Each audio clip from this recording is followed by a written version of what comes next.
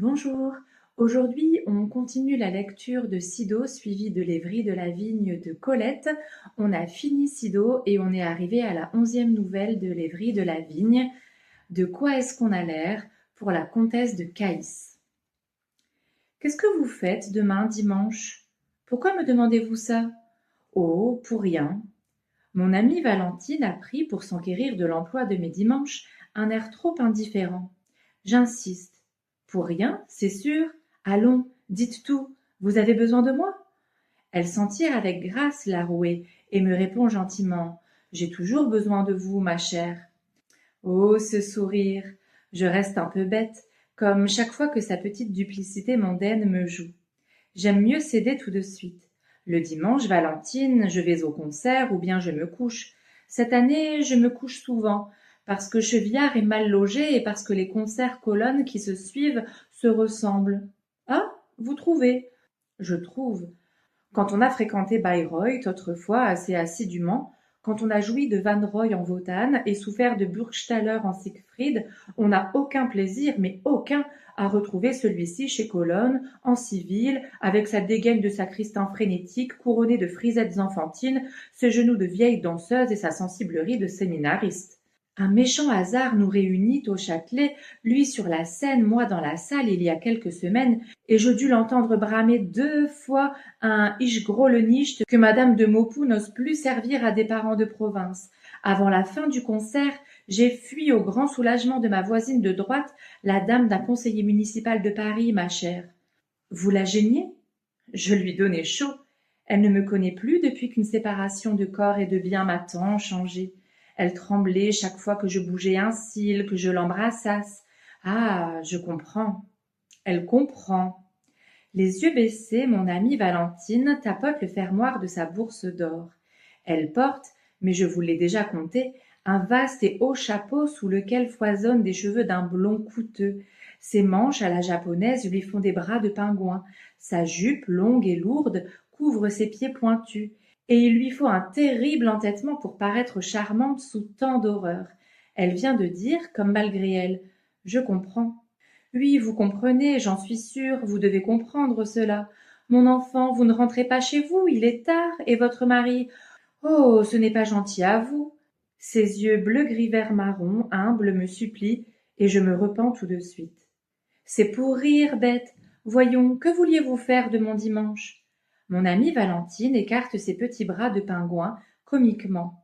Eh bien, voilà, justement, c'est comme un fait exprès. Figurez-vous, demain après-midi, je suis toute seule, toute seule. Et vous vous plaignez. Le mot m'a échappé. Je la sens presque triste, cette jeune poupée. Son mari absent, son amant occupé, ses amis, les vrais, faites le Seigneur porte close ou file en auto. Vous vouliez venir chez moi demain, mon petit? Mais venez donc, c'est une très bonne idée. Je n'en pense pas un mot, mais elle me remercie d'un regard chien perdu propre à me toucher, et elle s'en va, vive, pressée, comme si vraiment elle avait quelque chose à faire. Dimanche. Mon cher dimanche de paresse et de lit tiède, mon dimanche de gourmandise, de sommeil, de lecture, te voilà perdu, gâché, et pour qui? Pour une incertaine amie qui m'apitoie vaguement. Ne t'endors pas, ma chatte grise repue, car mon amie Valentine va sonner, entrer, froufrouter, s'exclamer. Elle passera sa main gantée sur ton dos, et tu frémiras de l'échine en levant sur elle des yeux meurtriers. Tu sais qu'elle ne t'aime guère, toi, ma campagnarde à fourrure rase. Elle s'extasie devant les angoras qui ont des pèlerines de collet et des favoris comme Chauchard. Parce que tu l'as griffée un jour, elle s'écarte de toi. Elle ignore ta petite âme violente, délicate et vindicative de chatte bohémienne. Dès qu'elle viendra, tourne-lui ton dos zébré. Roule-toi mon turban contre mes pieds sur le satiné rayé par tes griffes courbes qui ont la forme des épines d'églantier. Chut! Elle a sonné, la voici. Elle grelotte et pose au hasard sur ma figure son petit nez glacé. Elle embrasse si mal. Seigneur, votre nez a perdu connaissance, ma chérie. Asseyez-vous dans le feu, je vous en prie. Ne riez pas, c'est terrible dehors. Avez-vous de la chance tout de même d'être couché? 4 degrés sous zéro, tout le monde va mourir. De fait, le visage de mon ami a tourné au lilas. le lilas un peu verdâtre des prunes qui commencent à mûrir. Un splendide costume tailleur en velours souris, la moule, les pouces du col aux pieds. La jaquette surtout, oh la jaquette, étroite en haut, évasée en bas, la basque brodée battant le genou comme une seconde petite jupe. Et on a jeté là-dessus, par 4 degrés sous zéro, une étole de zibeline, un coûteux chiffon de fourrure inutile, et on meurt de froid et on a le nez mauve. Petite buse, vous ne pouviez pas mettre votre paletot en Bridesvans, au moins? Elle se tourne à demi, les mains au chapeau, égarée dans sa voilette. Mais non, je ne pouvais pas, avec cette mode de jaquette longue, les basques de celle-ci dépassent sous mon manteau de Bridesvans, alors je vous demande un peu, de quoi est-ce qu'on a l'air? Il fallait allonger le paletot de Bridesvans. Merci, et puis quoi encore? Ramillon est très chic et pas trop cher, mais tout de même, j'ai une ardoise rue de la Paix. Il fallait acheter une zibeline plus grande. Mon amie vire sur moi comme si elle allait me mordre. Une zibeline plus grande? Je ne suis pas Rothschild, moi. Moi non plus, ou bien, attendez, vous auriez dû avoir un manteau sérieux, en fourrure moins chère, qui ne serait pas de la zibeline. Dépêtré de sa voilette, mon ami laisse tomber ses bras fatigués. Une autre fourrure. Il n'y a pas de fourrure vraiment chic, vraiment habillée en dehors de la zibeline. Une femme chic, sans zibeline, sérieusement, ma chère, de quoi a-t-elle l'air? De quoi, en effet, peut-elle bien avoir l'air? Je n'en sais rien. Je cherche, en caressant des orteils au fond de mon lit, ma boule en caoutchouc. Le feu craque et siffle, un feu campagnard et sans vergogne qui pète et lance des petites braises roses. Valentine, vous allez être bien gentille et vous occuper du ménage. Tirez la table à thé contre le lit. L'eau bouillante est devant le feu, les sandwichs, le frontignan, tout est là. Vous n'aurez pas à sonner Francine. Je ne serai pas forcée de me lever, on va être tranquille, gourmande, paresseuse. Ôtez votre chapeau, vous pourrez appuyer votre nuque au coussin. Là donc. Elle est gentille sans chapeau. Un peu modiste, un peu mannequin, mais gentille. Un beau rouleau de cheveux dorés s'abaisse jusqu'à ses sourcils châtains et soutient une grosse vague ondulée. Au-dessus, il y a encore une vague plus petite et puis encore au-dessus, en arrière, des boucles, des boucles, des boucles. C'est appétissant, propre, à la fois crémeux et net, compliqué comme un entremets de repas de noces. La lampe, j'ai fait clore persienne et rideaux, jette au visage de mon ami un fard rose. Mais malgré la poudre de riz en nappe égale et veloutée, malgré le rouge des lèvres, je devine les traits tirés, le sourire raidi. Elle s'appuie au coussin avec un grand soupir de fatigue. Claqué? Claqué complètement. L'amour? Geste d'épaule. L'amour, ah là là, pas le temps. Avec les premières, les dîners, les soupers, les déjeuners en auto aux environs, les expositions et l'été, c'est terrible ce mois-ci. On se couche tard, hein? Hélas, levez-vous tard, ou bien vous perdrez votre beauté, mon petit. Elle me regarde étonnée. Me lever tard? Vous en parlez à votre aise, et la maison, et les ordres à donner, et les comptes des fournisseurs, et tout, et la femme de chambre qui frappe à ma porte 25 fois. Tirez le verrou et dites qu'on vous fiche la paix. Mais je ne peux pas. Rien ne marcherait plus chez moi, ce serait le coulage, le vol organisé. Tirez le verrou. Je pense à la figure que ferait derrière la porte mon gros maître d'hôtel qui ressemble à Jean de Bonnefond. De quoi est-ce que j'aurai l'air? Je ne sais pas, moi, d'une femme qui se repose. Facile à dire, soupire-t-elle dans un bâillement nerveux. Vous pouvez vous payer ça, vous qui êtes en marge de la société? Elle rit de tout son cœur, soudain rajeunie. Puis, mélancolique. Eh oui, vous le pouvez. Nous autres, on ne nous le permet pas. Nous autres. Pluriel mystérieux, franc-maçonnerie imposante de celle que le monde hypnotise, surmène et discipline. Un abîme sépare cette jeune femme assise, en costume tailleur gris, de cette autre femme couchée sur le ventre, les poings au menton. Je savoure, silencieuse, mon enviable infériorité. Tout bas je songe. Vous autres, vous ne pouvez pas vivre n'importe comment. C'est là votre supplice, votre orgueil et votre perte. Vous avez des maris qui vous mènent après le théâtre souper, mais vous avez aussi des enfants et des femmes de chambre qui vous tirent le matin à bas du lit. Vous soupez au café de Paris à côté de mademoiselle Xaverine de Choisy et vous quittez le restaurant en même temps qu'elle, un peu grise, un peu toquée, les nerfs en danse. Mais mademoiselle de Choisy, chez elle, dort si ça lui chante, aime si ça lui roucoule et jette en s'endormant à sa camériste fidèle: je me piote pour jusqu'à 2 heures de l'après-midi et qu'on ne me barbe pas avant ou je fiche ces 8 jours à tout le monde.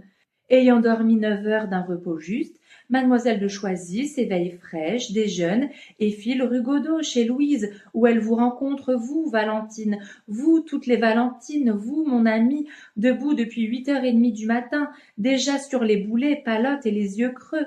Et mademoiselle de Choisy, bonne fille, glisse en confidence à son essayeuse: elle en a une mine, la petite madame Valentine Chose, elle doit s'en coller une de ses noces, et votre mari et votre amant, au souper suivant, compareront in petto eux aussi la fraîcheur reposée de mademoiselle de Choisy à votre évidente fatigue. Vous penserez, rageuse et inconsidérée, elles sont en acier, ces femmes-là. Que non pas, mon ami, elles se reposent plus que vous. Quelle demi-mondaine résisterait au train-train quotidien de certaines femmes du monde ou même de certaines mères de famille? Ma jeune amie a ébouillanté le thé et rempli les tasses d'une main adroite. J'admire son élégance un peu voulue, ses gestes justes. Je lui sais gré de marcher sans bruit, tandis que sa longue jupe la précède et la suit d'un flot obéissant et moiré.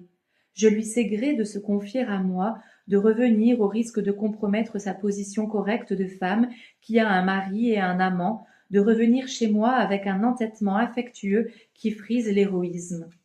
Au tintement des cuillères, ma chatte grise vient d'ouvrir ses yeux de serpent. Elle a faim, mais elle ne se lève pas tout de suite par souci de pur cant. Mandier, à la façon d'un angora plaintif et câlin, sur une mélopée mineure, fi. De quoi est-ce qu'elle aurait l'air, comme dit Valentine? Je lui tends un coin de toast brûlé qui craque sous ses petites dents de silex d'un blanc bleuté, et son ronron perlé double celui de la bouilloire. Durant une longue minute, un silence quasi provincial nous abrite. Mon amie se repose, les bras tombés. On n'entend rien, chuchote-t-elle avec précaution. Je lui réponds des yeux, sans parler, amollie de chaleur et de paresse. On est bien. Mais l'heure ne serait-elle pas meilleure encore si mon amie n'était pas là? Elle va parler, c'est inévitable. Elle va dire: de quoi est-ce qu'on a l'air? Ce n'est pas de sa faute, on l'a élevée comme ça. Si elle avait des enfants, elle leur défendrait de manger leur viande sans pain ou de tenir leur cuillère avec la main gauche. Jacques, veux-tu bien? De quoi as-tu l'air? Chut, elle ne parle pas. Ses paupières battent et ses yeux ont l'air de s'évanouir. J'ai devant moi une figure presque inconnue, celle d'une jeune femme ivre de sommeil et qui s'endort avant d'avoir fermé les paupières. Le sourire voulu s'efface, la lèvre boude et le petit menton rond s'écrase sur le col en broderie d'argent. Elle dort profondément à présent. Quand elle se réveillera en sursaut, elle s'excusera en s'écriant: m'endormir en visite sur un fauteuil, de quoi ça a-t-il l'air? Mon amie Valentine, vous avez l'air d'une jeune femme oubliée là comme un pauvre chiffon gracieux. Dormez entre le feu et moi, au ronron de la chatte, au froissement léger du livre que je vais lire. Personne n'entrera avant votre réveil. Personne ne s'écriera en contemplant votre sommeil boudeur et mon lit défait: oh, de quoi ça a-t-il l'air? Car vous en pourriez mourir de confusion. Je veille sur vous avec une tiède, une amicale pitié. Je veille sur votre constant et vertueux souci de l'air que ça pourrait avoir. La guérison pour Henri Bataille. Ma chatte grise est ravie que je fasse du théâtre. Théâtre ou music-hall, elle n'indique pas de préférence. L'important est que je disparaisse tous les soirs, la côtelette avalée, pour reparaître vers 00h30, et que nous nous attablions de rechef devant la cuisse de poulet ou le jambon rose. 3 repas par jour au lieu de 2, elle ne songe plus, passé minuit, à celer son allégresse. Assise sur la nappe, elle sourit sans dissimulation, les coins de sa bouche retroussés, et ses yeux pailletés d'un sable scintillant reposent large ouverts et confiants sur les miens. Elle a attendu toute la soirée cette heure précieuse, elle la savoure avec une joie victorieuse et égoïste qui la rapproche de moi.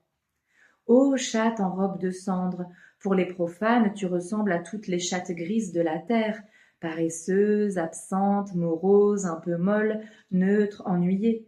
Mais je te sais sauvagement tendre et fantasque, jalouse à en perdre l'appétit, bavarde, paradoxalement maladroite et brutale à l'occasion, autant qu'un jeune dogue.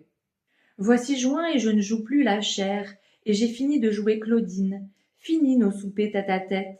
Regrettes-tu l'heure silencieuse où, affamée, un peu abrutie, je grattais du bout des ongles ton petit crâne plat de bête cruelle, en songeant vaguement « ça a bien marché ce soir ». Nous voilà seuls, redevenus casanières, insociables, étrangères à presque tout, indifférentes à presque tous. Nous allons revoir notre amie Valentine, notre relation convenable, et l'entendre discourir sur un monde habité, étrange, mal connu de nous, plein d'embûches, de devoirs, d'interdictions, monde redoutable à l'en croire, mais si loin de moi que je le conçois à peine. Durant mes stages de pantomime ou de comédie, mon amie Valentine disparaît de ma vie, discrète, effarée, pudique. Je ne sais plus rien d'elle qui m'ignore. C'est sa façon courtoise de blâmer mon genre d'existence. Je ne m'en offusque pas. Je me dis qu'elle a un mari dans les automobiles, un amant peintre mondain, un salon, des thés hebdomadaires et des dîners bimensuels. Vous ne me voyez guère, n'est-ce pas, jouant la chair ou le faune en soirée chez Valentine ou dansant le serpent bleu devant ses invités. Je me fais une raison, et puis je m'en fiche. J'attends. Je sais que mon ami convenable reviendra, gentil, embarrassé, un de ces jours. Peu ou beaucoup, elle tient à moi et me le prouve, et c'est assez pour que je sois son obligé. La voici. J'ai reconnu son coup de sonnette bref et précis, son coup de sonnette de bonne compagnie. Enfin, Valentine, qu'il y a donc longtemps? Quelque chose dans son regard, dans toute sa figure m'arrête. Je ne saurais dire au juste en quoi mon amie est changée. Mauvaise mine? Non, elle n'a jamais mauvaise mine sous le velours égal de la poudre et le frottis rose des pommettes. Elle a toujours son air de mannequin élégant, la taille mince, les hanches ravalées sous sa jupe de tussor blond. Elle a ses yeux bleu gris vert marron frais fleuris entre leurs doubles franges de cils noircis et un tas de beaux cheveux blonds suédois. Qu'y a-t-il? Un ternissement de tout cela, une fixité nouvelle dans le regard, une décoloration morale, si je puis dire, qui déconcerte, qui arrête sur mes lèvres les banalités de bienvenue. Pourtant elle s'assied, à droite à virer dans sa longue robe, aplatit d'une tape son jabot de lingerie, sourit et parle, jusqu'à ce que je l'interrompe sans diplomatie. Valentine, qu'est-ce que vous avez? Elle ne s'étonne pas et répond simplement. Rien, presque rien, vraiment. Il ne m'aime plus. Il m'a quittée. Comment, Henri? Votre amant vous a quitté? Oui, dit-elle. Ça fait juste 3 semaines aujourd'hui. La voix est si douce, si froide, que je me rassure. Ah, vous avez eu du chagrin? Non, dit-elle avec la même douceur. Je n'en ai pas eu. J'en ai. Ses yeux deviennent tout à coup grands, grands, interrogent les miens avec une âpreté soudaine. Oui, j'en ai. Oh, j'en ai. Dites, est-ce que ça va durer comme ça? Est-ce que je vais souffrir longtemps? Vous ne connaîtriez pas un moyen? Je ne peux pas m'habituer. Quoi faire? La pauvre enfant. Elle s'étonne de souffrir, elle qui ne s'en croyait pas capable. Votre mari, Valentine, il n'a rien su? Non, dit-elle impatiemment, il n'a rien su. Ce n'est pas de cela qu'il s'agit. Qu'est-ce que je pourrais faire? Vous n'avez pas une idée, vous? Depuis 15 jours, je suis là à me demander ce qu'il faut faire. Vous l'aimez encore? Elle hésite. Je ne sais pas. Je lui en veux terriblement parce qu'il ne m'aime plus et qu'il m'a quittée. Je ne sais pas, moi. Je sais seulement que c'est insupportable, insupportable, cette solitude, cet abandon de tout ce qu'on aimait, ce vide, ce... Elle s'est levée sur ce mot d'insupportable et marche dans la chambre comme si une brûlure l'obligeait à fuir, à chercher la place fraîche. Vous n'avez pas l'air de comprendre, vous ne savez pas ce que c'est, vous.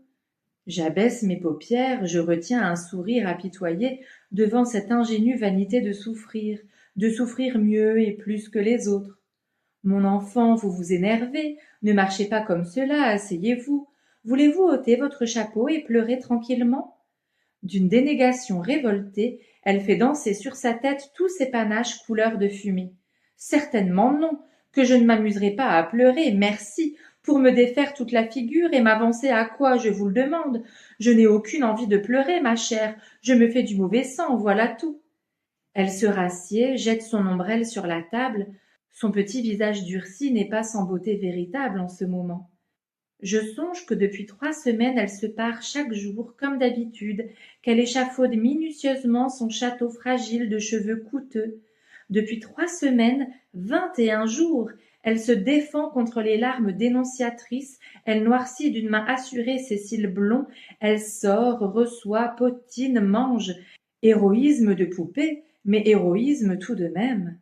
Je devrais peut-être, d'un grand enlacement fraternel, la saisir, l'envelopper, fondre sous mon étreinte chaude ce petit être raidi, cabré, enragé contre sa propre douleur. Elle s'écroulerait en sanglots, détendrait ses nerfs qui n'ont pas dû depuis 3 semaines faiblir. Je n'ose pas. Nous ne sommes pas assez intimes, Valentine et moi, et sa brusque confidence ne suffit pas à combler 2 mois de séparation.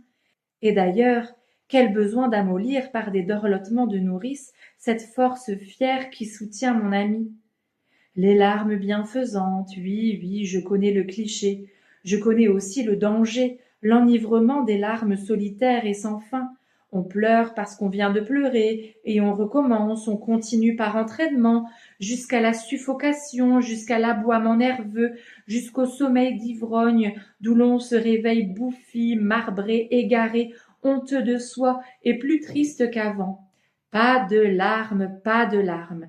J'ai envie d'applaudir, de féliciter mon amie qui se tient assise devant moi, les yeux grands et secs, couronnés de cheveux et de plumes, avec la grâce raide des jeunes femmes qui portent un corset trop long.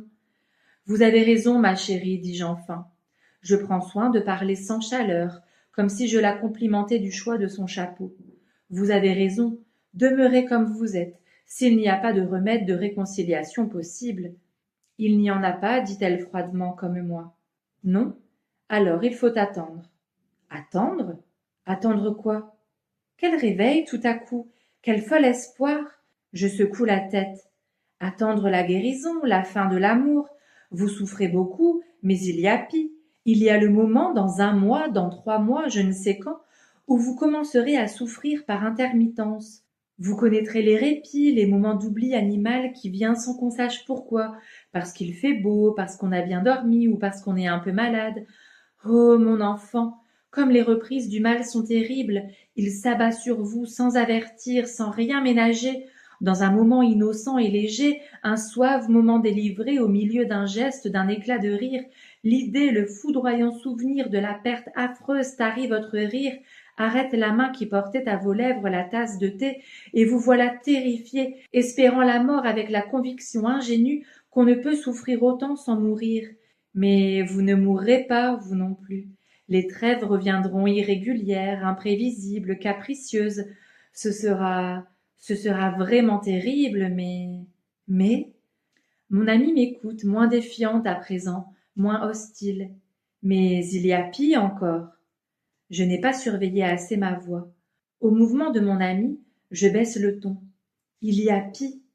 Il y a le moment où vous ne souffrirez presque plus. Oui, presque guérie, c'est alors que vous serez l'âme en peine, celle qui erre, qui cherche elle ne sait quoi, elle ne veut se dire quoi.